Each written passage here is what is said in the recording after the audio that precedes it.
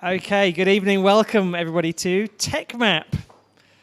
Thanks for all of you who have turned up today. There's so many of you. We're going to struggle to, entertain you all, but I'm glad that you're here, made the effort on this cool evening. So I think there's a few first timers. I recognise most of the faces, but some that are new. So special welcome to you guys as well. This evening we have, a few rules. As always at techmap, make sure before you leave you've spoken to 3 people you haven't met before. Exchange business cards. Shouldn't be too difficult given the number of people here to meet a few new faces. Share that you're here on social media. If you've got any interest in Twitter or Instagram or any of those good things, then please share the fact you're here. Hashtag techmap. Let people know that this is an event where you're learning and it's good value content, and hopefully we'll get bigger audiences as we grow.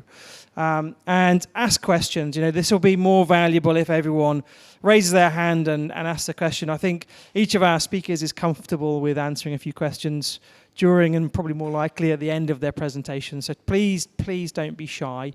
If you are shy, you can always tweet a question, and Lauren at the back will be able to monitor that, and she'll shout it out on your behalf. So there's no reason not to ask a question during the session.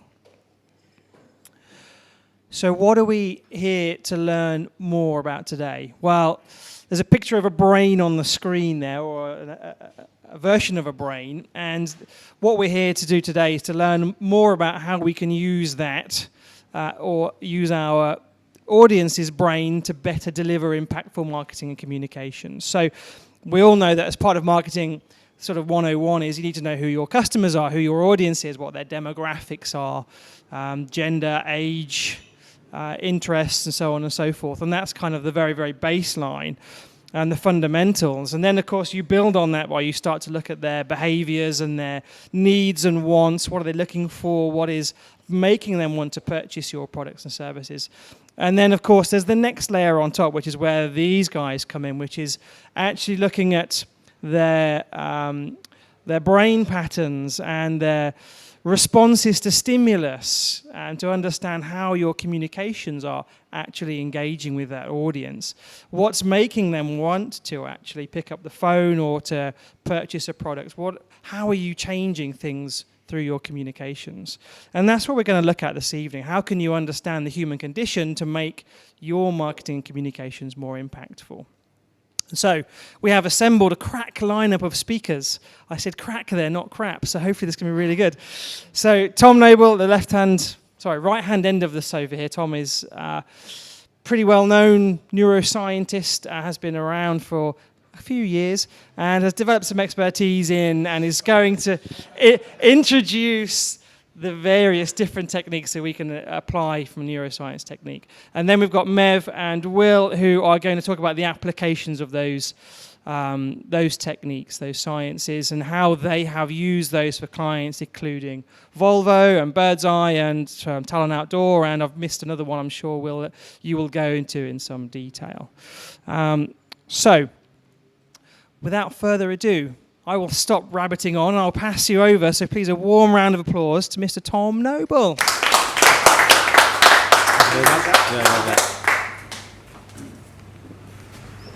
Okay, so why am I here? I'm here to introduce you to, it used to be called neuromarketing when I started, it's now called consumer neuroscience. It's considered to be a slightly more, more sedate, less sort of commercial term, I suppose. My background is actually a marketer. I'm not a neuroscientist, as I was introduced, actually, although I feel sometimes like I am, because I've spent much of the last 10 to 12 years with neuroscientists. But I am actually a human being. And I used to work for companies like Diageo and Disney and Universal Studios and stuff on brands like Smirnoff and Foster's and so on. And I got very frustrated with traditional research methodologies, particularly when testing creative outputs like advertising and packaging and brand propositions and such, to the point where I really could not believe the results which were being put in front of me, and I felt we were making the wrong decisions in following the advice of traditional research. When I met a neuroscientist when I was at Disney, I immediately realized that there was, because he was what we now call the grandfather of neuromarketing, a guy called Dr. David Lewis. He was out there talking to companies like Saatchi & Saatchi in Charlotte Street in the 1980s about a new methodology he'd come up with for measuring how people really feel about advertising and packaging as opposed to what they would tell you. Okay, so that's the beginning of the story, and it will unfold as I go on. This is just an example of the number of companies and names of companies who are using these kind of techniques, of which there are many nowadays. But the industry is really only about 15 years old, and I would say it's in the last 5 years it's really accelerated. But you see here the usual suspects you'd expect to be on there, like FMCG companies, P&G, Unilever, Coke, Pepsi, but also retailers, auto companies, media companies, pharma companies, financial services. Almost every sector is now involved in one way or another. So the question is, why are they interested in this? Well, this is like, you don't need to spend too much time analysing this, but basically the market research industry has been formalised for maybe 50, 60 years, you know, from those days before Madman and so on. You know, where focus groups first became a thing, and motivational research and psychology started to kind of get a hold in marketing as a formalized industry. And if you look through there, you'll recognize various terms like ethnography and social media and conjoint semiotics, all this sort of stuff. So there's been a series of innovations over the years, okay? And what have they done? I'm sorry, they haven't done very much, actually. What they've done is they've helped a little bit in make what is a pretty pitiful performance in terms of what marketing research delivers. They've improved it a little bit. What I mean by that is that old adage that you could toss a coin and probably get more value and save your budget is still true to a fair degree today. So whilst these things have helped little by little, they haven't really transformed the ability of market research to do the two things which we demand of it, which is what? Number one, predict what's actually people are going to do. And number two, try and explain it so we can then do something about it next time. But what we've now got is neuromarketing or consumer neuroscience. This is not like a new technique for packaging or advertising or anything else. It's a completely different parallel universe. It's actually looking, instead of asking people questions, it's actually looking below the level of consciousness and trying to understand how people are genuinely responding. We couldn't do this before. Marketers, from the day I started at Beecham's, as it was in those days, in 1981, have been talking about, oh, we need to get more emotional, we need to understand emotions. We haven't been able to do it until the last 5, 10, 15 years. So that's the impact of it. The science behind it, four or five facts I've got here for you. Those of us who work in neuroscience can never go to a presentation without seeing an iceberg. True?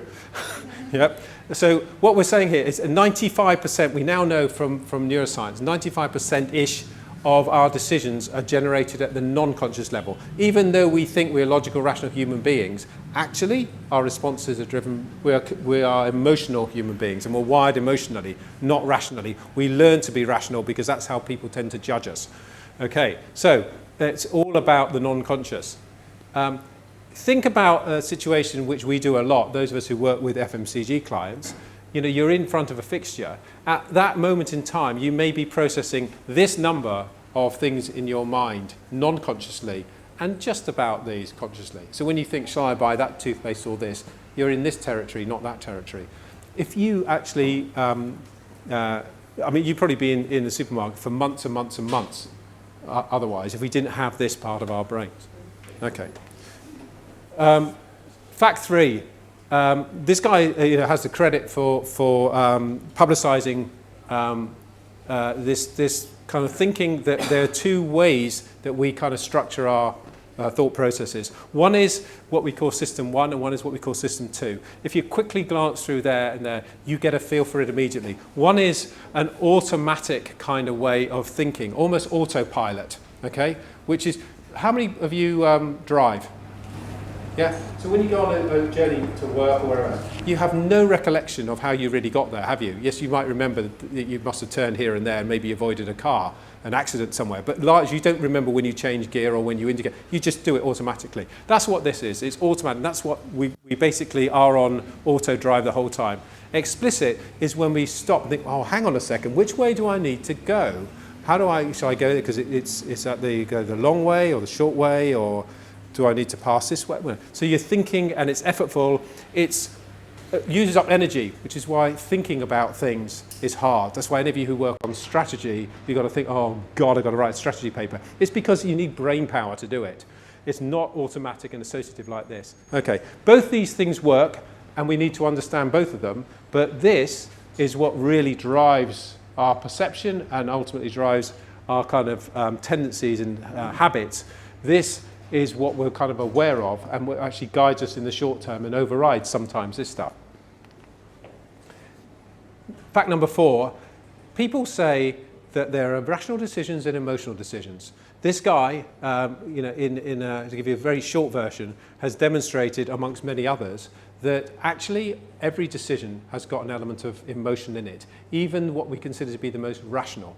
So I do a lot of work with Sky, for example, a few years ago, and they were saying to me, yeah, you're right, Tom, but when it comes to taking out a subscription, that's a rational decision.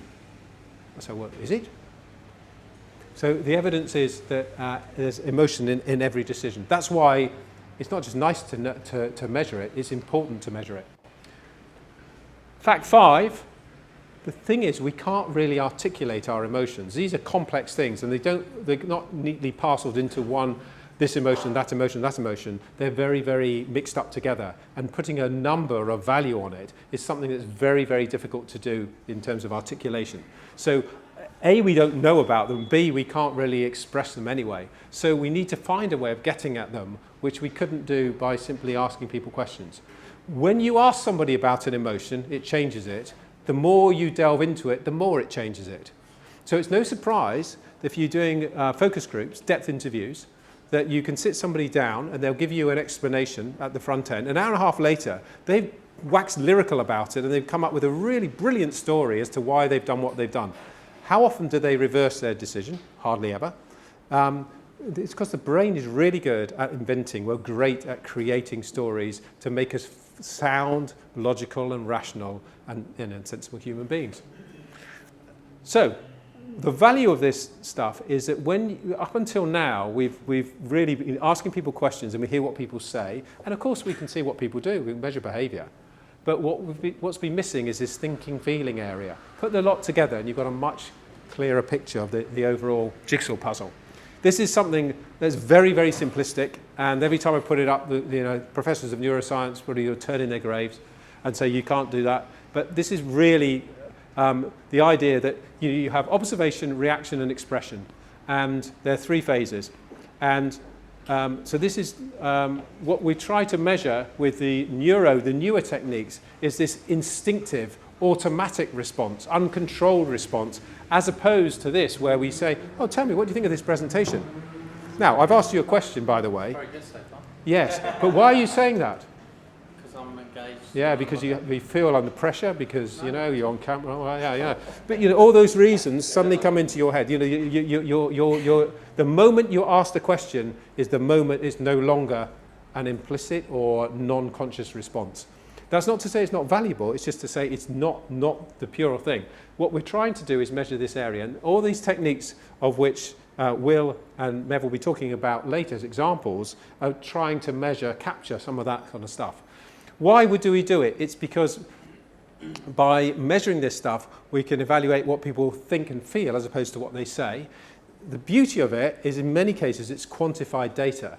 And quantified data, it can be more robust, it can be tested and validated more easily. We're able to, particularly with these 2 techniques actually, they're both time dependent, so we can actually follow how people's responses changing over the journey of the ad or the pack that they're navigating and identify the cause and effect triggers. That's really, really valuable in order to be able to do something about it and improve it afterwards.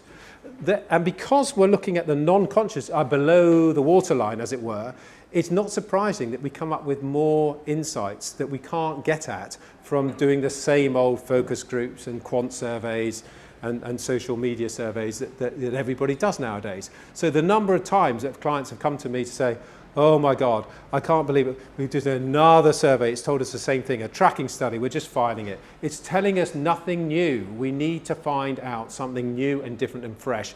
This is the kind of territory where you can start to find that.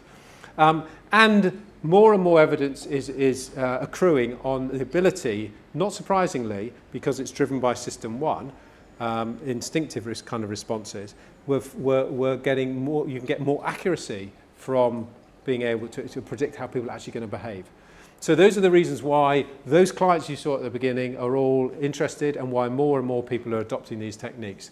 What for? Well, a whole range of different stuff, whether it's ad testing or event testing or website optimization, tactile stuff, multi-sensory stuff, you know, the feel of something, the aroma, you know, the taste of something. Whether these two actors or broadcasters do a better job as resonating with professional, have some gravitas, but are still streetwise. If you're looking for those combinations, for castings and stuff like that, we're using it for film and TV work, testing of new programs, voice casting, sponsorship, you know, you name it.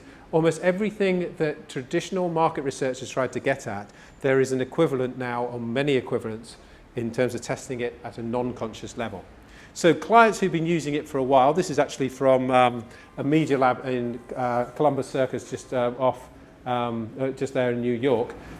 On a day-to-day basis, they'll be testing all kinds of different things. This lab is loaded. You can see the cameras there, you know, for looking at people's expressions. There's eye tracking stuff in here. There's EEG stuff in here. There's all the stuff is loaded into one place, and it's being used, you know, really on a daily basis to iteratively test things.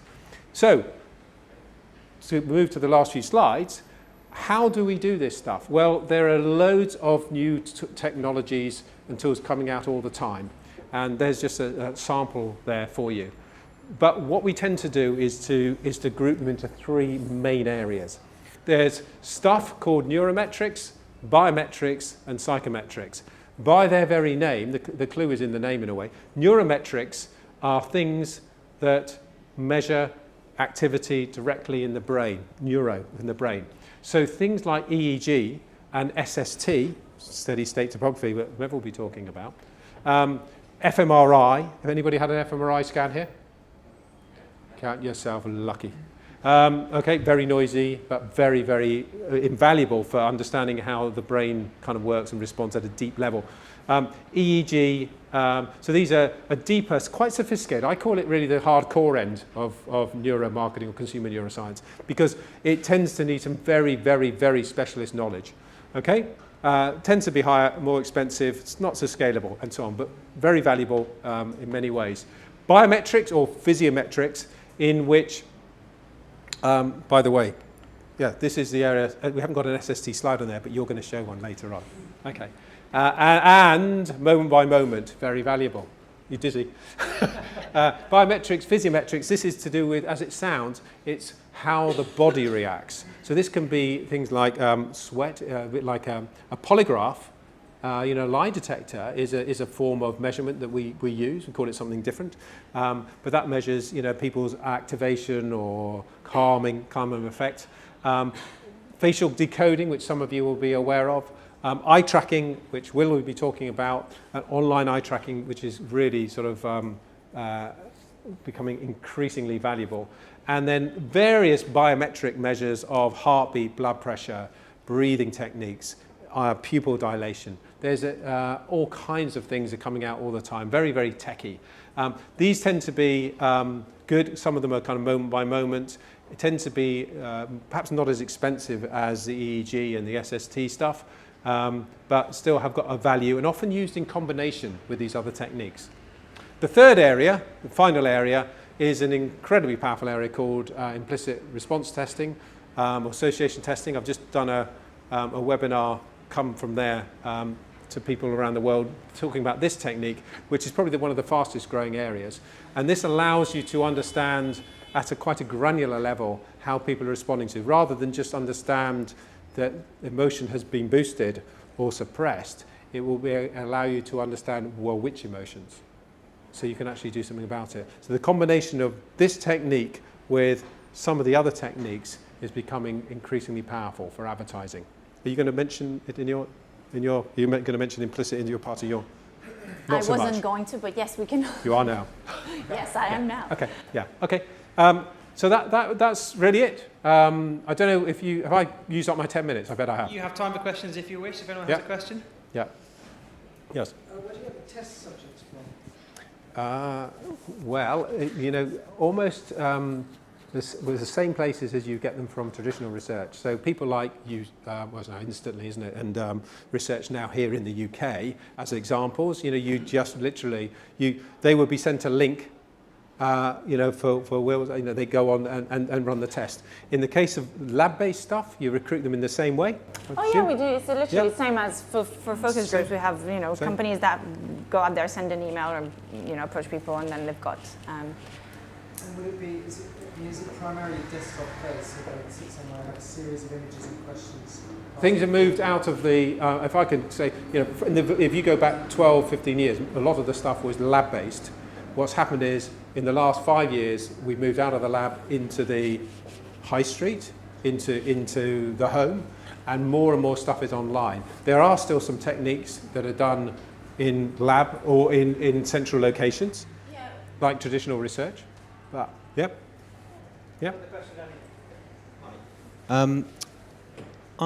This is all new to me. I'm just curious, how do you make sure that there's a control?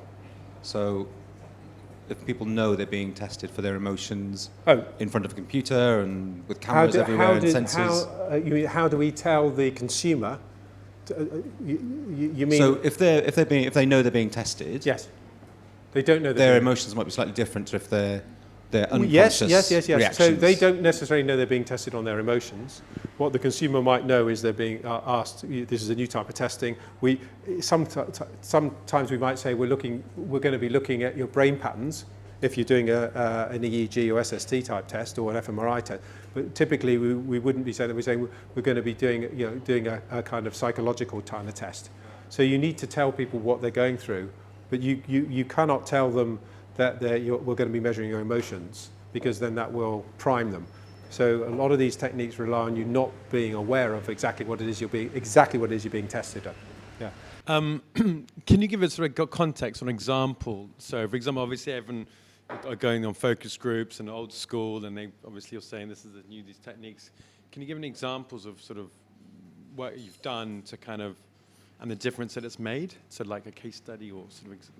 Yeah, I mean, there's a growing body of evidence. So people like the big FMCG companies who've been using this stuff for 10, 15 years are using it more and more deeply, because what they're seeing is whether they're testing propositions or they're testing packs or they're testing the advertising that goes with it, they're able to understand more meaningfully how that stimulus is being responded to by the consumers, and they're able to be through patterns which emerge, which I don't know if you're going to talk about best practices. When you see the same pattern again and again and again, we start to enshrine them as best practices. So there are certain things you can do to improve the attentional levels or the emotional engagement levels or the memory activation levels, something that maybe you're very articulate on, that stuff. So you learn and you understand if you like, the tricks of the trade.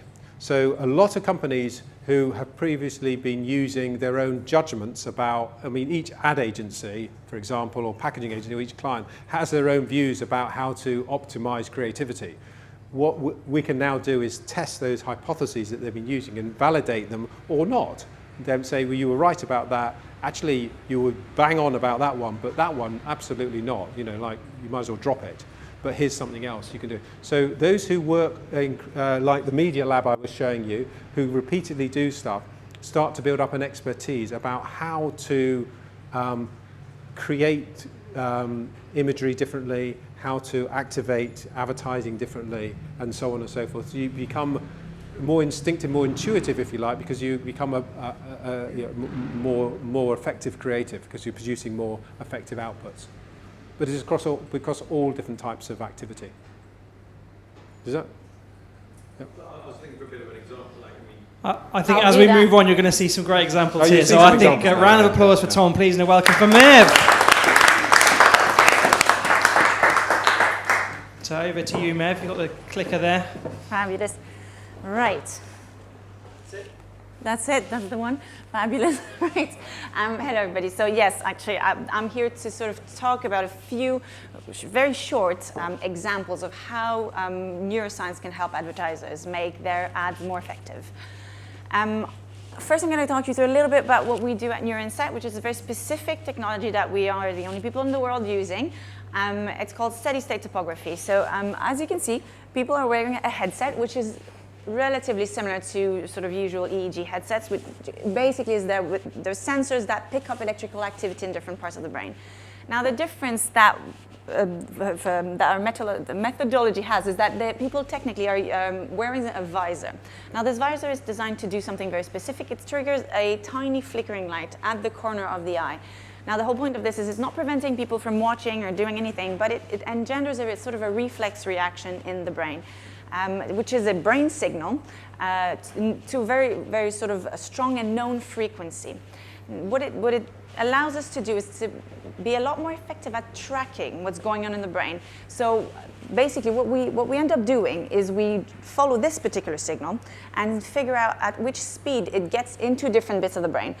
Because we know from other research that if a particular part of the brain is active, signals in general travels faster. And if it's not active, signals travel slower. So by sort of just looking at this single signal and figuring out how fast it's traveling in different parts of the brain, we can identify which part of the brain is more or less active on a second-by-second basis at any point in time. And in practical terms, what it means is that we don't need to conduct studies in labs. So as Thom said, we've never done that actually. So because the signal is so robust and so sort of resistant to interference, we can actually have studies in home environments. We usually do it in a bit sort of bigger rooms, like we could do it here actually, or things just because for convenience to have a bit more people at the same time. But we've done it in homes as well. And the other really important practical element of it is we don't need to show somebody the same thing more than once to get robust results. Without the visors, other companies would have typically, I think, correct me if I'm wrong, but to show someone the same stimulus or the same TV ad for about 6 to 8 times, I think, or at the very least, a lot more than once. And what that means is that obviously by the time somebody's watch a TV ad 3, 4 to 6 times in a row, they're not really responding to it as naturally as they would if they were just watching a TV program with one ad, so here and there. So it makes it a lot easier for market research, basically. One of the key things, so we are looking at all kinds of brain response, well, 5 to be precise, but for the purpose of this particular 10 minutes presentation, I'll focus on one specific measure we look at, which is called long-term memory encoding. This is a part of the brain which is responsible for filing things away practically forever. We've got loads of memory. Obviously, we're not all conscious of the memories that we're filing away forever, but they can be triggered at a later point in time. We've got loads of things in our brain that we're not necessarily conscious of, but that are there and that can be triggered, and very importantly, that can impact our behavior. So there is a strong correlation between memory encoding and behavior, and that's been proven in loads and loads of research. The reason for the correlation is not necessarily that memory causes behavior. It's the other way around. Memory encoding is a sort of a reflection of the brain choosing to subconsciously file away a piece of information for potential use in the future. So if the brain has chosen to file something away in the brain somewhere, people can act on it subsequently. But if the brain hasn't filed that thing away, there's no way people can act on it because it's not there. So that's the reason for the quite strong correlation there. So one of the things that memory encoding can do, but if we measure memory encoding we can identify which part of a TV ad, for example, people have filed away into memory, we can identify whether the particular message is likely to have an impact, right? Because if it's been filed away, it's more likely to have an impact on future behavior than if it's not been filed away because it won't be there. So this is something that we did actually for fun. So Volvo is not yet one of our clients, but we actually analyzed this ad. So it's Volvo Epic Split. So you might have heard there's been quite a recent hype about it. Now we did this analysis last summer, so before the hype about it, but it had won a creative award of some sort. And so basically this is a video of second-by-second memory encoding response to the Volvo Epic Split. The bottom line is time, and vertical axis is strength of brain response. What we're looking for is anything above the top dotted line here, which is a benchmark for strong levels of brain response. So anything that goes there is has been filed away as a key piece of information by the brain for potential use in the future. So I'm going to play the ad now. So it takes a while, actually, for the brain to get engaged with this. My fair share of bumpy roads and heavy winds.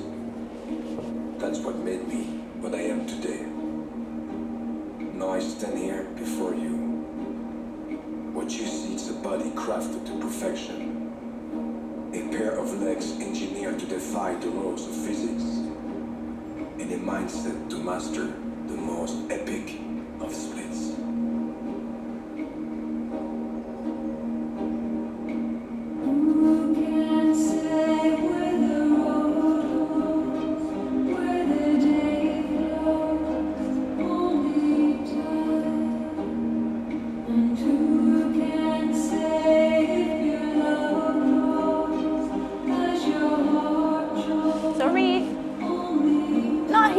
Going on really, however. So key brand message there, going in quite strongly with the branding as well.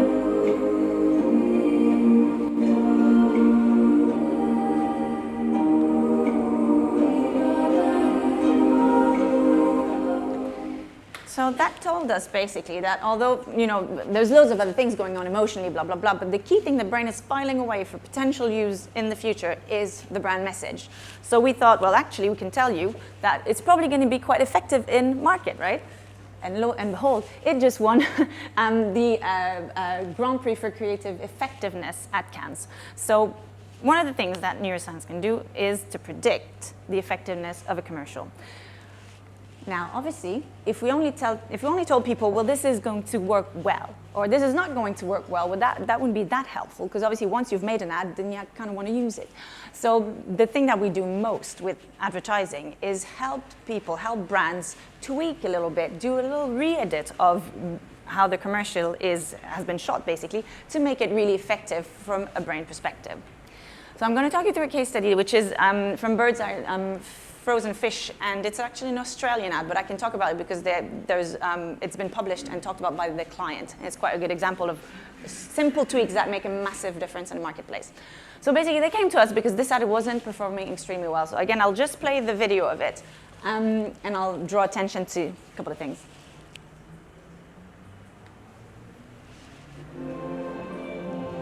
The Southern Pacific Ocean. Out here, the air is crisp, the water deep and clear.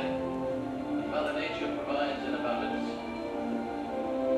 Wouldn't it be good if you could simply capture this moment from Sorry. pristine depths? Pause. Bird's eye, find The out. pause here. The catches rapid kill within hours, bringing you delicate succulent fish fillets. Bird's eye. The good things are always simply good. Right. So we then looked at brain response to this ad, and we found a couple of things. That basically there were two key points that were missed opportunities because they were elicited quite strong levels of memory encoding, but they had nothing to do with the brand.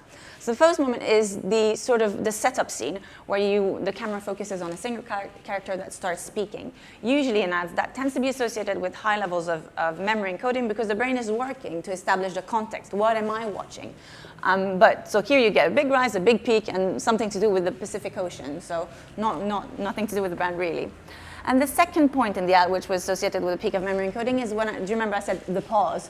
It's that moment. So pausing, sudden silence, and sort of any moment of tension obviously create anticipation, and then the brain is just kind of waiting to see what's going to happen. And so you get a rise in brain response again at that point. But again, at this particular point in the previous edit, it was something about wouldn't it be good if you can capture this and this and that. So again, nothing to do with the brand. So we basically had 3 suggestions for the re-edit. We told them they had to re-record the voiceover. But basically we said the first thing you probably should do is get a mention of the brand right at the setup scene, so where memory encoding is high, so that the brand is going to get through. Second thing we said is use that pause. You're creating great anticipation. Maybe place a product message, something there. And then the third thing we said is if you want to highlight your branding, you might want to create a bit of disruption at the end. So here's the second film, and try to spot the difference, basically. Oh, hang on. Let me press that. Where is this thing? The Southern Pacific Ocean. Bird's eye fish comes from its deep, clear waters. And Mother Nature provides in abundance. Wouldn't it be good if you could simply capture this moment? So you gotta wait. Bird's eye do With capture. the fish. The catch is rapid chill within hours to bring you the natural goodness of fish. Bird's eye. A bit of simply highlight at good. the end. And now the great consequences of that. So these are the client's own figures. So simply by actually using half the media spent of the previous year, brand linkage up from 8 to 44%, purchase intent from 23 to 51%, and market share up from 47 to 54%. That's simply by readjusting a few things based on brain response. So that's it.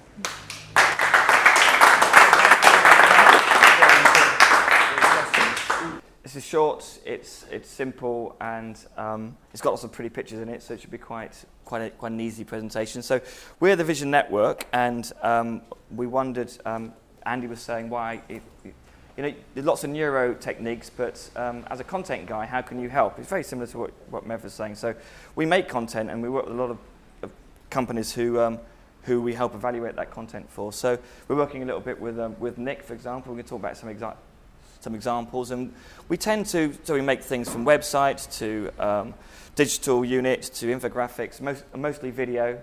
But increasingly, when we're making content, people are saying, well, they're challenging us to say, well, did it really work? So a lot of people that we work with have the money for some of the techniques that Thom was talking about, but they do. But we were thinking, well, how can we help? And then we saw a presentation. I think probably Andy organised the conference I went to, and we saw a really interesting piece of technology about eye tracking that we'd like to talk to you about. And on the back of that, we've set up a new sort of division for the Vision Network, which is spearheaded by Nigel and Charlie, who called Neuro-Insight, which looks at other ways in which we can evaluate content, not just with eye tracking, but with other online qual and social media monitoring, which you can talk to Nigel about later. So I suppose the premise was there's no point making content if no one's going to see it. This is obviously a digital ad. So that's an ad on a screen. This is an opacity heat map. So it's the other way around to a heat map. Normally heat maps, you see the colors. This one, you just see where you're looking. So if someone's buying that ad or made that ad, there's no point. It's having no value because no one's seeing it. So I know context is very important, but we're here to talk about the power of the eye tracking tool that helps us evaluate what could have made that ad more useful. So the piece of technology we have, which helps measure viewability, is an eye tracking tool that we have. It's an online eye tracking tool, and it measures three things. We've worked with quite a few people in the room actually on this. So the first one, it measures what percentage of a particular ad or particular space on an ad. So if you see here, you can divide it into sections. You can divide it into, okay, how many people saw the actual quote and how many people saw the whole thing. And then at the end of it, you can get a percentage of, okay, out of 100 people, 50% of people saw that. But if it was here, maybe out of 100, 50% of people could see it. So you can change, very similar to what Mev did with the neuro side of it, but ours is through eye tracking. Because, and there's a question about the panels. Do you get told? Often when people are asked, what are you looking at? They say one thing, but when you're just looking, you say something completely different. There's some more other examples of that I can go through later. So salience is also the order, because if you're selling something, and if you're looking at this and you were selling that message, and you went to it and you started up here, went over here, and then went down to here, you're losing so much of the power if it's not first.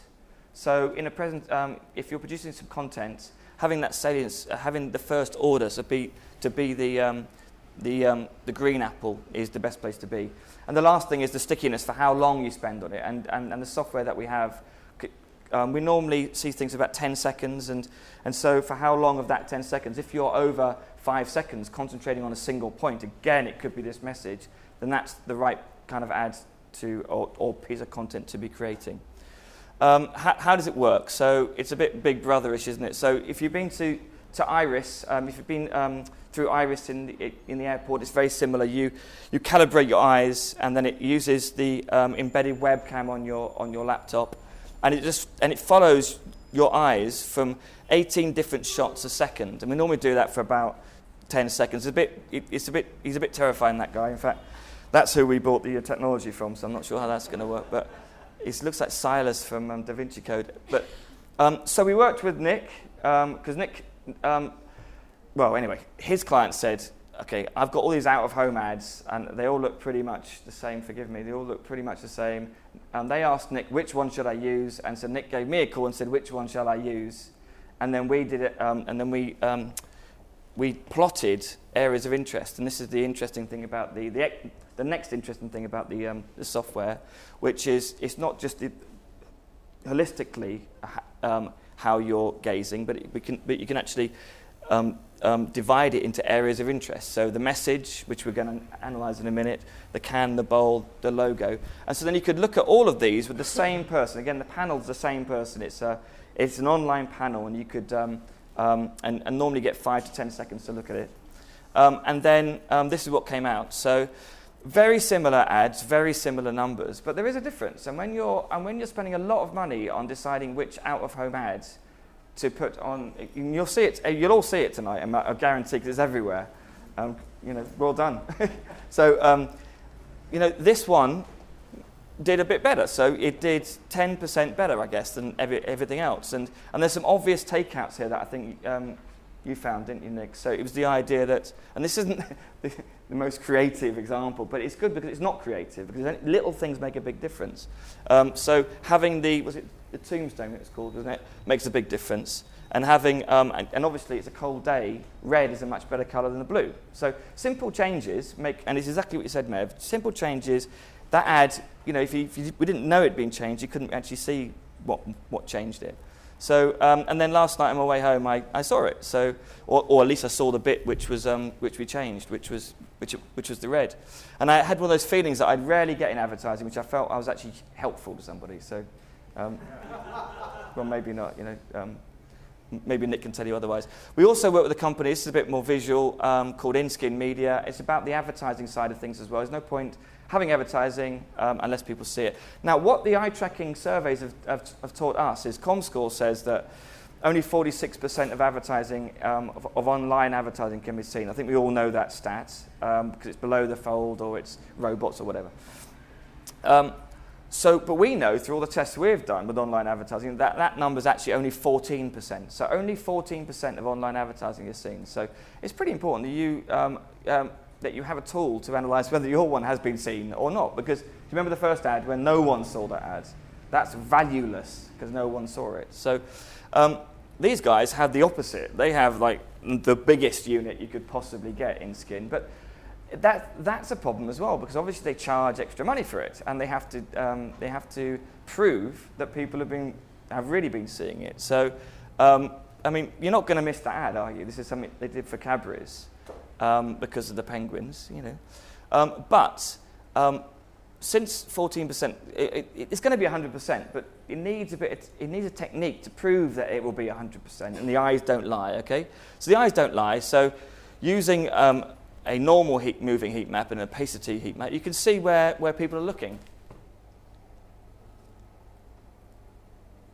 And you can imagine as a client, if you're pitching this to clients and then they're spending quite a lot of money with you, it's good to have a bit of evidence. I'm not a brain. This isn't rocket science. This is just simple stuff. It's just having something to offer to a client rather than nothing. And the nice thing about this, you could also do the areas of interest again. So not only do you know that everybody, and here we are, so everybody saw all of the ads, so the whole ad. So that's obvious, and they saw it for 6 seconds. So it's a great ad, right? So to buy. But there's other stuff like the actual product. 94% of people see it. Remember, it's 14% average of seeing even an ad online. So these are great stats. And then the main Cadbury's message, which is up here, is you're on there for 2 seconds, which is excellent. And then even the Cadbury's logo on the left, which is an inconsequential little logo, that's got double what the average is for an ad. Now again, if you're spending a bit of money on this, it's well worth having those stats. So what have we learned? We've learned. So Wiv has got an eye tracking tool. These guys, lots of other interesting things going on, much more complicated, but what we've got here is that there's no point making an ad or a bit of content. We make a lot of content if no one's going to see it. And even when you make a piece of content, it's really good to optimize where you go on that page. with the high-end stuff, I mean, you know, if you look, I don't know about footfall, but if the one I saw it in on Finchley Road has got 100,000 people passing every day, 10% makes a huge amount of difference if you get it right, you know. And oh god, and the last one, which you saw on the in-skin example, if one of those random ads, as run-of-sight ads, is worth what is it, Charlie? Is it about £5 cost per 1,000 to buy a campaign?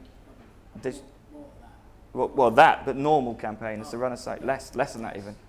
Well, if that's worth, and only 14% of those ads are likely to be seen, if that's worth that, then how much is that worth?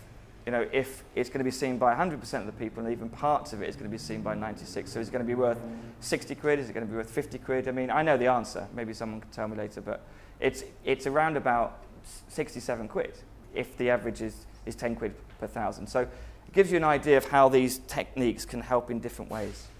Okay, that was my little thing.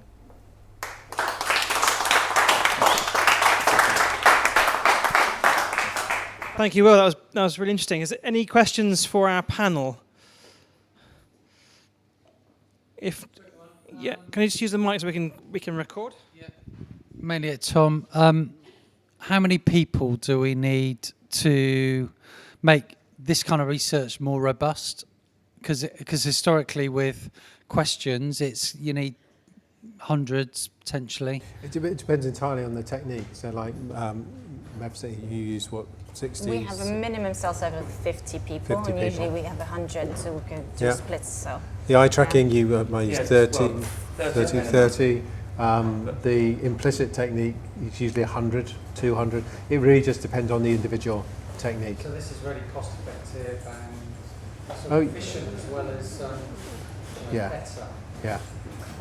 Yeah. Well, the eye tracking is only like a few hundred quid to do, which, if you're saving a campaign worth hundreds of thousands of quid, is well worth it. Yeah. I mean, I don't know if here's a question for the panel member, Will. I don't know if you've seen this, but this is in AdMap. Oh, it's brand new. This is a case study from Tesco in which eye tracking was used as part of a 7-layer neuro study with lots of different metrics. But it was the eye tracking which was some of the most revealing stuff that allowed them to totally transform their design. So you can have a look at that if you like later. Yeah. I've got a quick one. Is this on? So it's fine.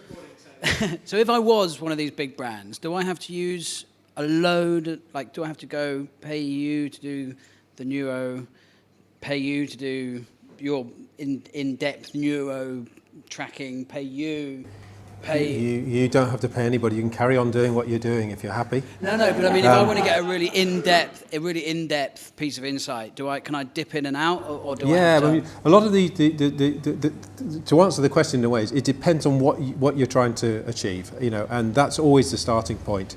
And depending on what the question is, there will be probably a number of different methodologies that you could utilize in order to answer that question best. But it will depend on your budget, depend on your timescales and the normal things. So there'll be a range of solutions. But then you can put those against your, how you would normally be doing it and make a judgment. So to answer the question in a different way, a lot of people start using these techniques, using them in parallel with what they would normally be doing. They take a subsample and say, okay, we'll do that the neuro way, and we'll then compare it with what we're doing. So that's how people use Thom, though, isn't it? Because Thom then says, oh, here, I think, isn't it? So people come to you and say, what techniques can we use? And then you make some suggestions. Yes, the thing is, as you probably get a slight whiff of this, some of these things are quite technical. Yeah. Some of them are very scientific, some of them academic. And, I've just spent quite a lot of time talking about implicit testing and trying to find two neuroscientists, cognitive neuroscientists, who actually agree 100% with each other is about as difficult as it is finding two marketing directors who agree with each other. So, it needs a little bit of navigation and a little bit of help and support. And so what typically clients do, because this is such a fresh new area, they tend to try and get some advice on their first entree in. And then what we try and do is to help kind of train them up, transfer the knowledge and get them sort of up and running so they can then run it themselves next time. On that first go in, is there a typical adoption path that marketeers are following? Do they tend to start with eye tracking to test the water and then work their way up to the fMRI? Yeah. Often, it was very, very difficult 15 years ago because there weren't quite so many techniques available, and it used to cost £50,000 or euros to do any kind of test at all.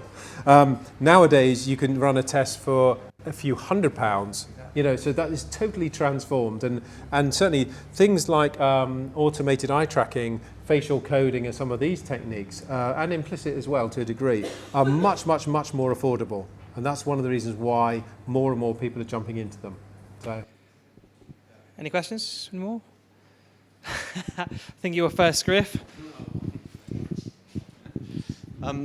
So, leaping ahead, what's next? Well, the industry's got some challenges, you know, in as much as a lot of the, as more and more people get excited by it, more and more suppliers are jumping into the area. And with that comes a lot of, how to say, confusion, and also people not doing things properly. So what the industry needs to do is to get a lot more kind of validation work, open validation work out there, more case studies and so on. So there's evidence and draw a wedge between people who are doing it properly and people who are just jumping on the bandwagon. Because it's, you know, we could just, you guys actually could go online and buy some headsets tonight on eBay and get a load of your friends to come and do some tests, sit down and wire them up tomorrow and watch some ads, and then you could publish a report based on that. Well, yeah, well, how valid would that be?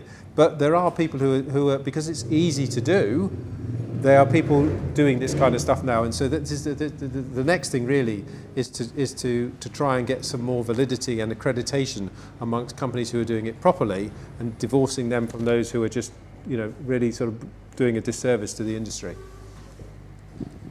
Yeah. Thank you. My question, which is better than Griff's. That's a better question. You got that very good. So basically, when you're kind of going to a client and your sort of marketing team, which obviously from the large corps to the smaller companies, yes, who is the kind of person that resonates this best? Obviously, the budget holder, but I mean, we were talking about it, Thom. You know how it's so hard to get people to do anything, but this definitely works. You know, you've shown it and it's interesting, but to get it into the company, who's you got a list of the client? I'll give my view. I'm sure you guys have got your own view. Who is it? I mean, obviously, marketing abroad is a brand. Yeah, the people who this resonates with probably more than anybody else. If you were to characterise it, and you can't be, you know, I mean, it varies on the company and so on and so forth. But marketers tend to get much more excited about this than researchers, and the reason for that is that marketers are looking for something new and fresh and different. Part one, so they're more open to innovation, but also they're the ones who really will apply the insights, use the insights, if you like, in the business. And they're also the ones who tend to, in many companies, to have a bit more control over budgets, and they will cancel a TV spot in order to try a new methodology. The researcher, and I'm going exaggerating this, tends to be a bit more conservative, tends to be very, very concerned about the norms, and don't really like change very much. And therefore this represents a threat to what they've been doing previously, and it undermines a lot of their assumptions and everything else that they've been sort of cast in stone over years and years and years. So this is a disruption, if you like, to that. So if this is why it's taken some companies, and some companies are not, you know, in fact some companies will probably never adopt this stuff, and others who want to, you can see the tension in them where they want to try something new, but they're anchored so much to norms and databases in the past that they haven't got the courage or the resources or whatever else is the mentality to do it. So once you start on this journey, if you really adopt it, it's very, very disruptive, and but it's really, really exciting. And those who have tend to think that they understand their consumers better, they think about shoppers in a different way, and they put their brand and the communication together in a completely different way. Yeah. Yeah. Sorry, so basically you are saying that the researcher is somebody who is not going to be willing to test things? No, I haven't said that. No. What I was characterising the difference between a marketer and a researcher.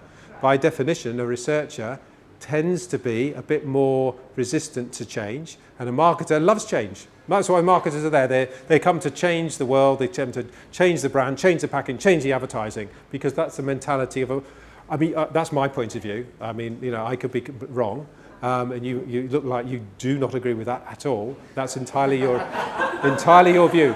But yeah, It's so very much surprising because we do research as well, and to me, part of the research is trying to test new things and see how they work out, Yes, really. yes. But maybe we are coming from different points of view, from different fields. So, yeah. I would say I would agree with most of what Thom said, actually, but probably the key point that we're facing for us anyway, as a small sort of specialist consultancy, is, as Thom mentioned, the problem of having a huge history of norms that company are attached to. And that's kind of the problem of the researcher, to make that new thing fit in and compare it to things that is very difficult to compare it to, because it's not the same thing. So I think that's where a lot of the challenges come from for researchers. Yeah, many a time I've literally sat down in meetings with the marketing director and the insight director, and they both have the same instinctive response, which is, oh, God, this is really, really interesting. And then a few seconds later, the countenance changes. The research, oh my God, my norms, my budgets, my contracts with so and so and so and so. And the market's going, what's the problem? Let's find a way to do this.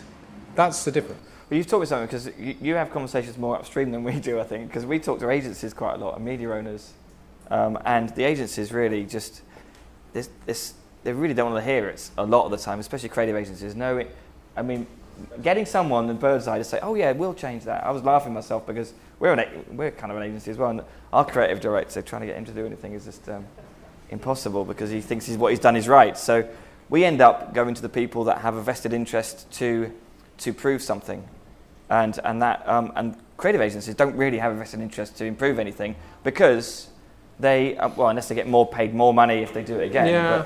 But I think it's really interesting, Will, what you say, because I think what's happened in the last 12 months or so is that the interest from agencies about getting involved in, I'm talking about whether they're NPD agencies, design agencies, packaging agencies, whatever else, experiential, their interest in this area was largely confined to, can you come and tell us about, do a lunch and learn for us, so we can understand what these things are? Because our clients keep asking us about them and we don't have an answer.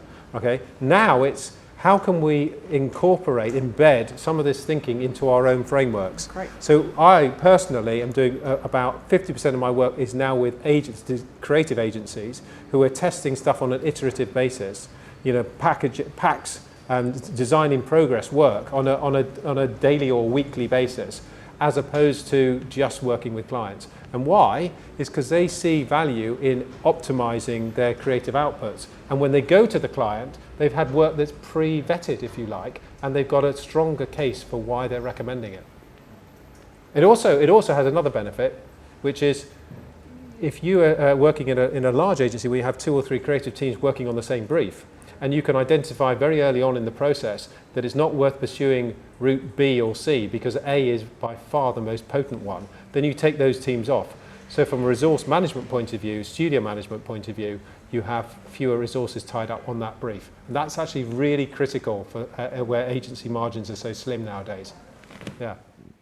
Yeah, I think what you were saying earlier, just a minute ago, basically it's to do with the problem that many people are trying to use researchers and research in general just to prove a particular point. And if that point is not proved, then what happens is that everything just kind of falls down. Yeah, and that's the problem with norms that you were talking about, having we had loads and loads of benchmarks, and then suddenly we realised it didn't really work for so many people, because a benchmark means you have some people go below, some people go, and everyone just wanted to be above them. So you have your own benchmarks, I say. You should do enough work with people that they have their own benchmark. But that's the thing with texting and everything, right? Because you have to have a much clearer idea of what you, how can I say that? You have to have an open mind when you go into research and testing and everything. But that's the reason why I thought maybe I misunderstood earlier when you said that researchers are a lot more restricted and a lot more conservative in all respects than marketers. And tend to be, at least the new generation of marketers who tend to be not like that. But then when you are actually meeting people with another mentality, people who are trying to prove a point and they are not prepared to accept anything else, then that's different. Well, we should do some of Mev's research on people, and when they're in a nice frame of mind in their heads, then approach them about this stuff. I just make another comment. I think the sad reality is, though, that the vast majority of marketers and researchers are quite content with doing standard tracking, standard pack testing, standard everything else, and ticking a box and saying, oh, we've done it, and happy not to really learn very much from the process. That's the unfortunate reality. The people that we've been talking about here are the people who it really matters to that they understand how to unlock a competitive advantage. They are obsessed with understanding consumers. But the vast majority of marketers, I'm afraid, and vast majority of researchers, they're not like that. They're very happy, carry on. The reason you guys are here is probably because you don't fall into that category. You're actually interested in doing something a bit different. Yeah, but having said that, there are a few basics that we need to cover as well, and that sometimes is basic tracking, etc., etc. So those are the basics. Yeah. Yep. You Any more for any more? You might think I'm a little biased in my view. Yeah. Any further questions? Just one from me is we've talked a lot, obviously, about consumer-based marketing this evening. What are the applications for neuroscience in a B2B environment? Who are you seeing that's using this in B2B to good effect? Very, very few people. We're very much between. Well, hang on. Doing some research for a media owner, sort of demonstrating a little bit. That would be B2B. So we do quite a bit of research for media owners, trying to understand the value of their medium. Basically, how are people responding to big poster sites versus smaller ones, and what's the impact of having a promoted tweet on Twitter versus an ad on something else. So things like this, to get to exactly to subconscious reactions to individual mediums, to understand how they work and how they can work with each other. Professor Silverstein was telling me about that. Is it Channel 7 in the Australia that you have? You have a partnership with a media owner, also a TV content provider. Yep. And so you just been working with them for years, isn't it now? Yeah, we have now actually. Yeah, we did all kinds of things actually. But one of the things we did for them was to understand the impact of, and that's all been published. I can talk about it, but the impact of tweeting when watching a television program.